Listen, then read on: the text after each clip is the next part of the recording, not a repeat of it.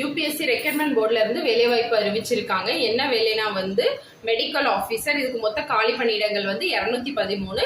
இப்போ என்னென்ன காலி பணியிடங்கள்ங்கிற பார்க்கலாமா? அடிஷ்னல் கவர்மெண்ட் அட்வொகேட்டுக்கு வந்து 5 காலி பணியிடங்களும், அடிஷ்னல் லீகல் அட்வைசருக்கு வந்து 2 காலி பணியிடங்களும், அசிஸ்டன்ட் லீகல் அட்வைசருக்கு வந்து 6 காலி பணியிடங்களும், அசிஸ்டன்ட் கவர்மெண்ட் அட்வொகேட்டுக்கு 1 காலி பணியிடங்களும், டெபுட்டி கவர்மெண்ட் அட்வொகேட்டுக்கு வந்து 2 காலி பணியிடங்களும், டெபுட்டி லீகல் அட்வைசருக்கு வந்து 12 காலி பணியிடங்களும், லெக்சரர் உருதுக்கு வந்து 15 காலி பணியிடங்களும், மெடிக்கல் ஆஃபீஸருக்கு வந்து 125 காலி பணியிடங்களும், அக்கௌண்ட் ஆஃபீஸருக்கு வந்து 35 காலி பணியிடங்களும் வந்து இருக்குது. இதுக்கு எஜுகேஷனல் குவாலிஃபிகேஷன் வந்து என்னன்னா ரெலவென்ட் ஃபீல்ட்ல வந்து நமக்கு எக்ஸ்பீரியன்ஸ் இருக்கணும்.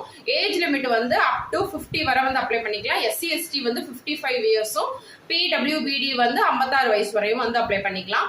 அப்ளிகேஷன் ஃபீஸ் வந்து எஸ்சி எஸ்டி பிடபிள்யூடி ஃபீமேலுக்கு வந்து கிடையாது. அதர்ஸ்க்கு வந்து 25 ருபீஸ் வந்து அப்ளிகேஷன் ஃபீஸ்.